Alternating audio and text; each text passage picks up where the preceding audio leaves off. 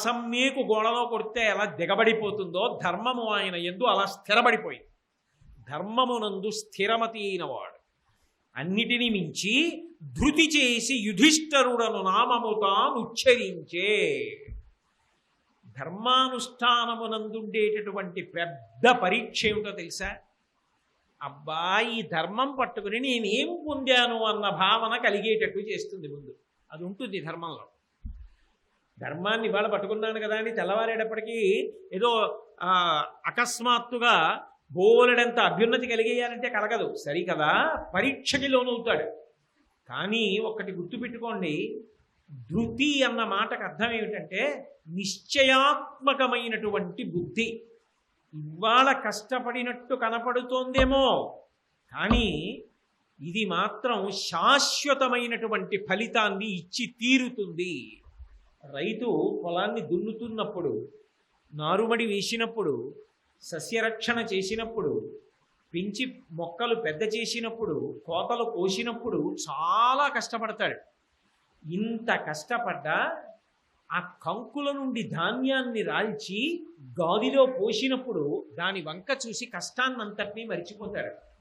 కష్టం లేకుండా ఫలితం ఎక్కడి నుంచి వస్తుందండి? ధర్మ మార్గాన్ని విడిచిపెట్టి ప్రవర్తించిన నాడు సుఖము ఉత్తర క్షణం కనబడుతుంది. ధర్మాన్ని వదిలిపెట్టేయి, చీకట్లో అలా ఎవరో పెడుతోంది అమాయకురాలు, మెళ్ళో గొలుసు లాగేయి అన్నాడు అనుకోండి, అప్పటికో గొలుసు వచ్చింది. కానీ అది చూస్తున్నవాడు ఒకడు ఉన్నాడు, వాడు లెక్కలోకి తీసుకుంటాడు. నువ్వు చేసినటువంటి బంగారము యొక్క అపహరణకి, ఒక కులకాంత కళ్ళ వెంట పడినటువంటి నీటికి నువ్వు నీ వంశం బాధపడిన నాడు ఇలాంటి గొలుసులు ఒక 100 కిలోలు తెచ్చినా నిన్ను కాపాడవు. కాబట్టి నేను చెయ్యని ఈ పని.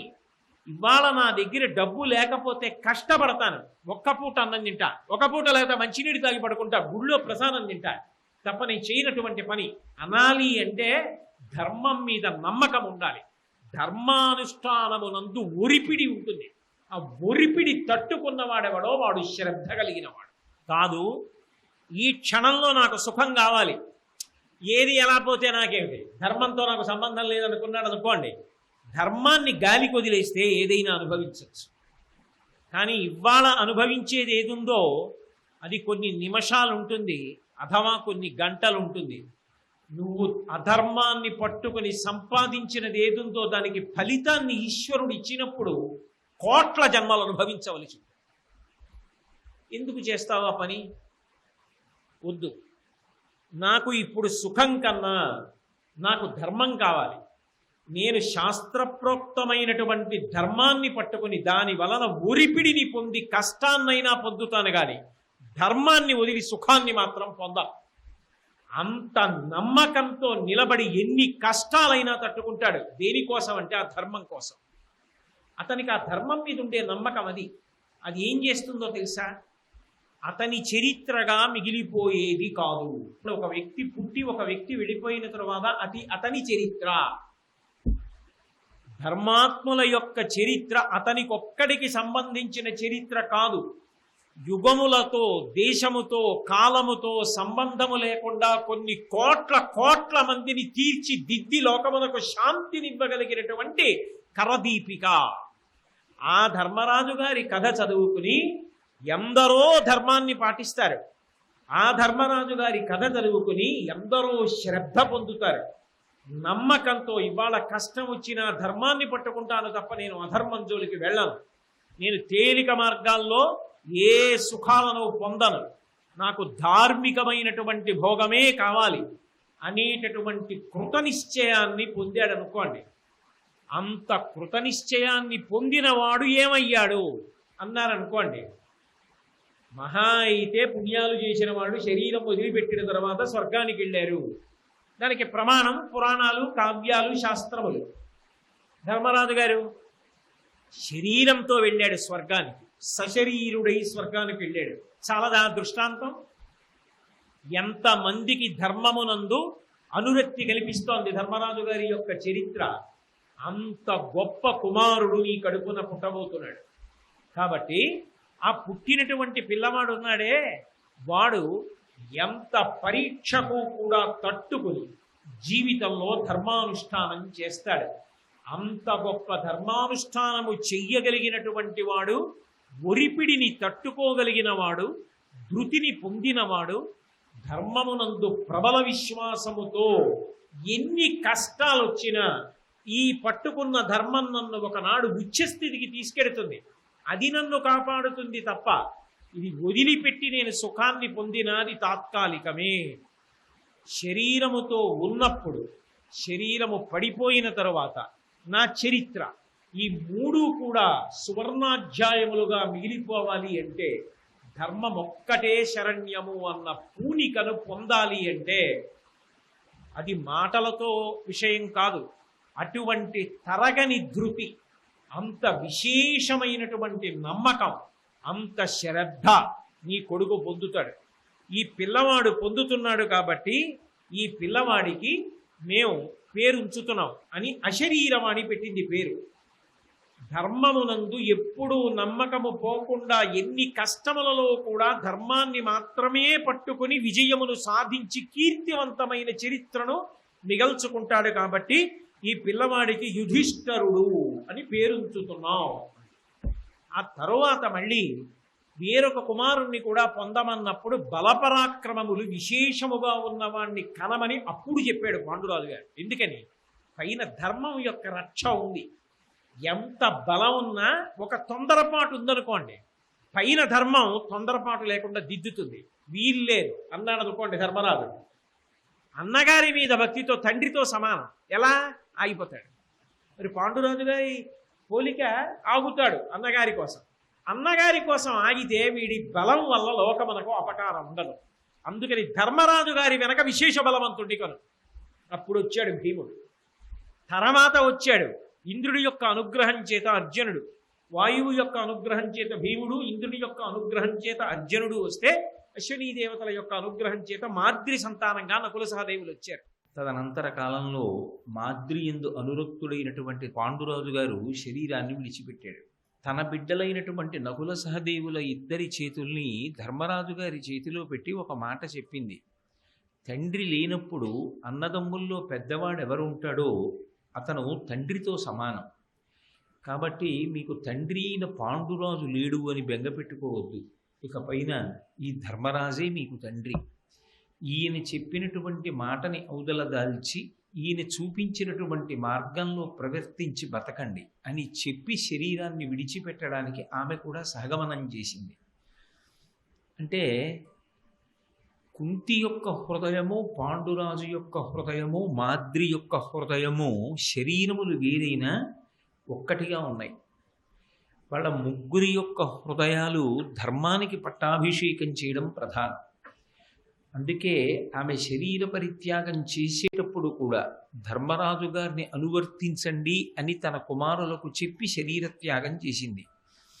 తరువాత అత్యంత క్లిష్టమైనటువంటి సందర్భం నిజానికి మిగిలిపోయినది కుంతి ఒక్కతే మిగిలిపోయింది. ఇప్పుడు ఆ కుంతి ఈ 5 కుమారులతో కలిసి శతశృంగ పర్వతం మీదైనా ఉండిపోవచ్చు. మునులందరూ ఉన్నారు కాబట్టి ఆ మునులందరితో కలిసి ఆమె అక్కడే తపస్సుకి సంబంధించినటువంటి జీవనం చెయ్యవచ్చు. మునుల దగ్గర పిల్లలు విద్యాభ్యాసం చెయ్యవచ్చు. కానీ రాచరికంలో ఉన్నటువంటి వాళ్ళు రాజ్యానికి ప్రజలకి దూరంగా ఉంటే కొన్నాళ్ళకి విస్మృతి కలుగుతుంది, వాళ్ళని మరిచిపోతారు. అది అత్యంత ప్రమాదకరమైనటువంటి పరిస్థితి. తన పిల్లలకి దక్కవలసినటువంటి సింహాసనం దక్కేటట్టుగా చూడడం తల్లిగా ఆమె కర్తవ్యం. అందుకే ఇప్పుడు ఈ 5 పిల్లల్ని తీసుకుని ఆమె హస్తినాపురానికి వెళ్ళాలి. ఏ స్త్రీకైనా జీవితంలో అత్యంత క్లిష్టమైన సన్నివేశం ఏమిటంటే ఆమెకు కలిగినటువంటి బిడ్డలకి సంబంధించిన విషయం గురించి చర్చ వస్తే అది చాలా కష్టంగా ఉంటుంది. అందున కుంతి లాంటి మహాపతివ్రత ఆ సందర్భాన్ని ఎదుర్కొనడం మరింత క్లేశకారకం. అక్కడ ఉన్నవాళ్ళు సామాన్యులు కాదు. దుర్యోధనాదులు, ధృతరాష్ట్రుడు మొదలైన వాళ్ళు ఉన్నారు. వాళ్ళు ఒక ప్రశ్న వేయవచ్చు, వీళ్ళు పాండురాజు బిడ్డలు ఎలా అవుతారు, వీళ్ళు దేవతల యొక్క అంశాలలో దేవతానుగ్రహంతో వచ్చిన వాళ్ళు కదా అని. ఎందుచేత అంటే రాజ్యం, రాజ్యాధికారం ఎంత పనైనా చేయిస్తాయి, ఎంత మాటైనా అనిపిస్తాయి. కుంతి దూరదృష్టితో మునులతో కలిసి హస్తినాపురానికి వెళ్ళింది. ఇప్పుడు ఆ మునులు ధార్మికంగా వీళ్ళు పాండురాజు గారి సంతానమే, వీళ్ళు పాండవులు కాబట్టి వీరిని మీరందరూ కూడా దగ్గరకు తీసుకుని వీళ్ళ చేత పాండురాజు గారికి జరగవలసినటువంటి అంత్యేష్టి సంస్కారానికి సంబంధించిన మిగిలిన క్రియలు ఏ ఉన్నాయో వాటిని పూర్తి చెయ్యండి అని పాండురాజు గారికి సంబంధించినటువంటి ఆ అస్థికల మూటని కూడా అప్పజెప్పారు. మునులు మాట్లాడారు కనుక కుంతీదేవి యొక్క కర్తవ్యం సులభతరం అయింది. ధృతరాష్ట్రాదులు ఎదురు వచ్చి భీష్మాచార్యుల వారు మొదలైన వారు ఆమెకి స్వాగతం పలికి ఆ బిడ్డలతో కలిపి లోపలికి తీసుకెళ్లారు. కానీ అక్కడ ఉన్నటువంటి వాడు దుర్యోధనుడు. అతనికి ఎప్పుడూ కూడా మాత్సర్యం, పైగా అసలు మాత్సర్యమునకు జ్ఞాతి ఒక సంకేతంగా చెప్పబడుతుంది. అది కొంతమందిలో మినహాయింపు కావచ్చు, కొంతమంది ప్రేమగా ఉండొచ్చు. కానీ జ్ఞాతి అయినటువంటి దుర్యోధనుడికి ఎప్పుడూ కూడా ధర్మరాజు గారన్నా ధర్మరాజు గారి సోదరులన్నా కిట్టదు. ఆయనకి 2 విషయాల్లో పాండవులు వృద్ధిలోకి రాకూడదు అని కోరిక. ఒకటి, పాండవులు బలం కలిగినటువంటి వాళ్ళై ఉండకూడదు. ఎందుకని అంటే వాళ్ళు బలవంతులైతే భవిష్యత్తులో తనకి రాజ్యం దక్కడం కష్టం. 2, వాళ్ళు సుగుణములు కలిగిన వారు అన్న విషయం లోకంలో ప్రశస్తి పొందకూడదు. ప్రజలు పాండవుల యొక్క గుణముల చేత ఆకర్షితులైతే ప్రజలు భవిష్యత్తులో ధర్మరాజునే యువరాజుగా కోరుకుంటారు. పైగా పాండవుల యొక్క పరిపాలన మాకు కావాలి అనేటటువంటి ఉద్దేశ్యం ప్రజలలో బలంగా ఏర్పడితే తరువాతి కాలంలో తాను సింహాసనాన్ని పొందడం చాలా కష్టం.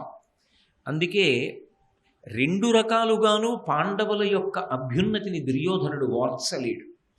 వాళ్ళ యందు ఏదైనా మంచి గుణం ఉంటే దాన్ని ప్రచారంలోకి రాకుండా, 10 మందికి తెలియకుండా, వాళ్ళ మంచితనం ప్రకాశించకుండా అడ్డుకోవాలని చూస్తూ ఉంటాడు.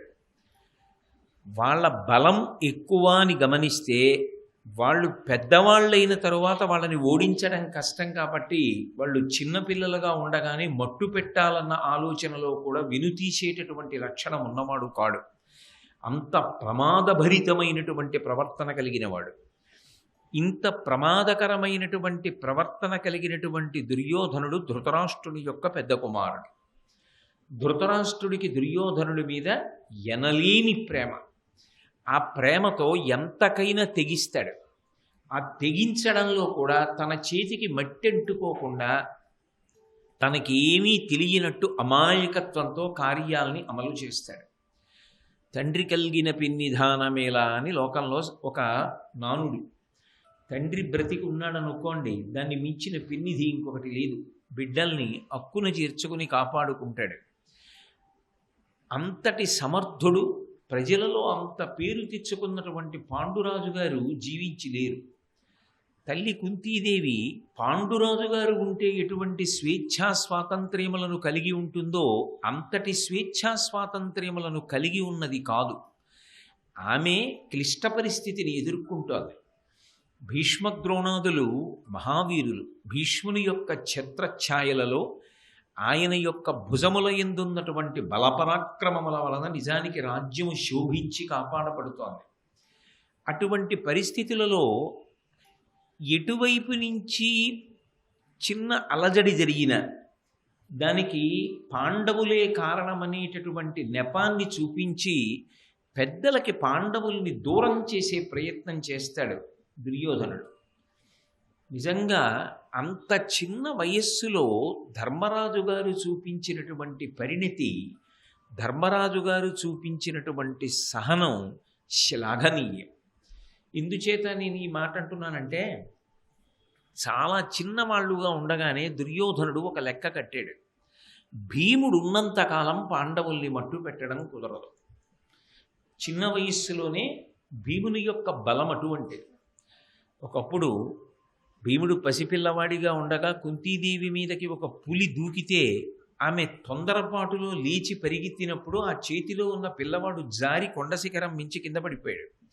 ఆ పడినప్పుడు ఒక బండరాతి మీద పడ్డాడు. పడితే బండరాయి వ్రక్కలైపోయింది, కానీ పిల్లవాడికి ఏం అవ్వలేదు. పుట్టుకతో ఆయన అంతటి బలశాలి. సహజంగా దుర్యోధనుడి యొక్క కన్ను ఎవరి మీద ఉంటుంది? భీముడి మీద ఉంటుంది. దానికి తగినట్టే భీముని యొక్క ఉత్సాహం కూడా అటువంటి. ఎందుకని అంటే కొంతమందికి బలం ఉంటుంది, కానీ దాన్ని ప్రదర్శించడానికి సంశయం ఉంటుంది. మనకెందుకండి అని నిద్రాణంగా ఎక్కడో మూల కూర్చుని ఉంటాడు. అటువంటి వాడికి బలం ఉన్నా ఒకటే, లేకపోయినా ఒకటే. ఒక్కొక్కడికి ఏ బలం లేకపోవచ్చు, కానీ మానసికంగా మంచి ఉత్సాహవంతుడై ఉంటాడు. అందుకే వాళ్ళు లోకానికి ఉపకారం చేస్తూనే ఉంటారు తప్ప నా శరీరం బడలిపోయిందన్న మాట వాళ్ళ యందు ఉండదు. ఆ ఉత్సాహం గొప్పది. హనుమ యొక్క జీవితం ఎలా ఉంటుందో అలాగే భీముడు కూడా అపారమైనటువంటి బలపరాక్రమములు కలిగిన వాడు ఒక ఎత్తు, ఆయన ఉత్సాహం అటువంటిది. బాల్యక్రీడలలోనే ఈ దుర్యోధనాదులందరూ కూడా చెట్టు మీదకి ఎక్కి కాయలు కోస్తుంటే ఆయన చెట్టు కిందకు వచ్చి దాన్ని మొదలు పట్టుకుని ఊపేవాడు. కాయలతో పాటుగా దుర్యోధనుడు సోదరులతో కలిసి కింద పడిపోతుండేవాడు. ఆయన బలము ఉత్సాహము అటువంటివి. ఇది బాల్యక్రీడగా తీసుకునేవాడు కాదు దుర్యోధనుడు. అతని దృష్టి ఎప్పుడూ సింహాసనం మీదే, రాజ్యాధికారం మీదే. కాబట్టి ఈ భీముడు ఉండగా పాండవుల్ని మట్టు పెట్టడం కుదరదు, ఓడించలేం. ముందు భీముడిని చంపేయాలి. అందుకే ఎంతకి తెగించాడంటే కాలకూట విషాన్ని తీసుకొచ్చి అన్నంలో కలిపి ఎవరికీ తెలియకుండా భీముడి చేత తినిపించాడు. ఒకానొకప్పుడు భయంకరమైనటువంటి సర్పముల చేత కాట్లు వేయించాడు. అటువంటి స్థితిలో కూడా భీముడికి దేవతల యొక్క అనుగ్రహం కాపాడింది, పైన ధర్మరాజు గారి యొక్క ధర్మానుష్ఠాన బలం కాపాడింది. భీముడు ఉండగా పాండవుల్ని మట్టు పెట్టడం కుదరదు, ఓడించలేం. ముందు భీముడిని చంపేయాలి. అందుకే ఎంతకి తెగించాడంటే కాలకూట విషాన్ని తీసుకొచ్చి అన్నంలో కలిపి ఎవరికీ తెలియకుండా భీముడి చేత తినిపించాడు. ఒకానొకప్పుడు భయంకరమైనటువంటి సర్పముల చేత కాట్లు వేయించాడు. అటువంటి స్థితిలో కూడా భీముడికి దేవతల యొక్క అనుగ్రహం కాపాడింది, పైన ధర్మరాజు గారి యొక్క ధర్మానుష్ఠాన బలం కాపాడింది. ఆయన పైన ఉన్నాడు కాబట్టి కింద తమ్ముళ్ళకి ఉన్నటువంటి ధర్మమునందున్న అనురక్తి ఆయన్ని రక్షించింది. అందుకే ఒకానొకప్పుడు గంగానదిలో తోసేస్తే ఎక్కడో పాతాళలోకానికి వెళ్ళిపోయినటువంటి వాడు వాసుకి యొక్క అనుగ్రహాన్ని పొందాడు. వాసుకి అనుగ్రహం పొందడం కాదు, కొన్ని వేల ఏనుగుల బలాన్ని పొందడానికి కావలసినటువంటి రసాన్ని తాగాడు అక్కడ. తాగి అంత గొప్ప బలంతో అన్ని భూషణములతో పైకొచ్చి తల్లి దర్శనం చేశాడు. అయితే ధర్మరాజు గారి గొప్పతనం అంతా ఎక్కడుందంటే కుంతీదేవి మనసులో తల్లడిల్లిపోతోంది. ఆ రోజు భీముడు రావడం ఆలస్యమైంది. ఇంటికి పిల్లవాడు రావడం ఆలస్యం అయిపోతే సహజంగా తల్లి మనసు తల్లడిల్లిపోతుంది. ఏమైపోయాడో భీముడు, ఏమైపోయాడో భీముడని బెంగపెట్టుకుంది. ఆలస్యంగా భీముడు ఇంటికి వచ్చాడు. ఆ ఇంటికి వచ్చినప్పుడు ఏం జరిగింది అన్న విషయాన్నంతటినీ చెప్పాడు. తనకి విషాన్నం పెట్టడం, దాని చేత మగధ కలగడం, అది తన ప్రాణహరణం చెయ్యలేకపోవడం, గంగానదిలో తోయించడం, తాను గంగలోకి వెళ్ళిపోవడం, పాతాళలోకానికి వెళ్ళడం, వాసుకి మొదలైనటువంటి వారిని దర్శించడం, దానికి తోడు ఆ కుంతీదేవి యొక్క తాతగారు కూడా అక్కడ ఉండడం చేత ఆయన దర్శనం కూడా పొందడం, వాళ్ళందరి యొక్క అనుగ్రహాన్ని పొంది ద్విగుణీకృతమైనటువంటి బలంతో తాను పైకి రావడం, ఇవన్నీ చెప్పాడు. దుర్యోధనుడు చేస్తున్నటువంటి ఈ కుట్రతో కూడుకున్న కార్యక్రమాలు ధర్మరాజు గారి దృష్టిలోకి వెళ్ళినప్పుడు ధర్మరాజు గారు అన్నటువంటి మాట ఆయన పరిణతికి నిదర్శనం. ఆయన ఇది నీ మనసులోనే ఉంచుకో, పైకి అనవద్దు అన్నాడంతే. అది ఆ వయస్సులో ఒక పిల్లవాడు అంటాడు అని మనం ఊహించలేని మాట. వాళ్ళకున్న బలంతో వాళ్ళు కూడా ఏదైనా కుట్ర చెయ్యొచ్చు. అసలు ఏ కుట్ర చెయ్యకుండానే వాళ్ళకున్నటువంటి బలంతో దుర్యోధనాదుల్ని మట్టు పెట్టేయచ్చు. లేదా ధృతరాష్ట్రుడికో భీష్మాచార్యుల వారికో వెళ్ళి జరిగినటువంటి విషయాన్ని చెప్తే దానికి ప్రత్యక్షంగా సాక్ష్యం ఉంది. కానీ ధర్మరాజు గారి యొక్క ఆలోచన సరళి లోకానికంతటికీ ఆదర్శప్రాయం. ఆయన తన గురించి ఆలోచించడం కన్నా ముందు ఏం చేస్తాడంటే అవతల వాళ్ళ గురించి ఆలోచిస్తాడు. అది ఆయన గొప్పతనం. ఎంతసేపు నా గురించినటువంటి ఆలోచన, నేను ఎలా రక్షింపబడాలి, నేను ఎలా క్షేమంగా ఉండాలి, నన్ను నేను ఎలా కాపాడుకోవాలి అని ఆలోచన చేస్తూ ఉంటాను. కానీ ధర్మరాజు గారి గొప్పతనం ఎక్కడుందంటే ఆయన ఇతరుల యొక్క సంతోషాన్ని ఆలోచిస్తాడు. ఇప్పుడు ఈ విషయాన్ని బయట పెడితే, ఈ విషయం ధృతరాష్ట్రుడి దృష్టిలోకి వెళితే, విదురుడి దృష్టిలోకి వెళితే, భీష్మాచార్యుల వారి దృష్టిలోకి వెళితే, పెద్దలందరూ సమావేశమై దుర్యోధనాదుల్ని శిక్షిస్తే పగ మరింత పెరుగుతుంది.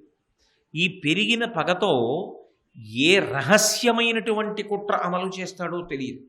తన సోదరులలో ఎవరికైనా ప్రమాదం ఏర్పడవచ్చు. ఒకవేళ దుర్యోధనుడికి ఏదైనా అపకారం జరిగిన, ఒకవేళ పెద్దలు ఏదైనా శిక్ష వేసిన, పెద్ద తండ్రి అయినటువంటి ధృతరాష్ట్రుడు బాధపడతాడు. ధర్మరాజు గారి దృష్టికోణం ఎలా ఉంటుందంటే, ఆయనకి తమ్ముడైనటువంటి పాండురాజు మరణించాడు. పాండురాజు మరణించాడనేటటువంటి క్లేశం నుంచి ఇంకా పెదనాన్నగారైనటువంటి ధృతరాష్ట్రుడు పైకి రాలేదు. ఇంత శోక సముద్రంలో ఆయన ఉండగా తన బిడ్డలు, పాండురాజు బిడ్డలు ఇంత దారుణమైన స్థాయికి వెళ్ళిపోతున్నారు అన్న విషయం ఆయన దృష్టిలోకి వెడితే ఆయన దానికి మరింత నొచ్చుకుంటాడు. మరింత నొచ్చుకున్న తర్వాత జరిగేటటువంటి పరిణామం ఏమిటి? ఖచ్చితంగా ధృతరాష్ట్రుడు దుర్యోధనుడిని దూరం చెయ్యడు. తనని అంటే ధర్మరాజుని, ధర్మరాజు యొక్క సోదరుల్ని దూరంగా పంపించే ప్రయత్నం చేస్తాడు. తర్వాతి కాలంలో ధృతరాష్ట్రుడు అమలు చేసిన ప్రణాళిక, రాజధానిని ఇచ్చినప్పుడు ఖాండవప్రస్థం ఇచ్చాడు.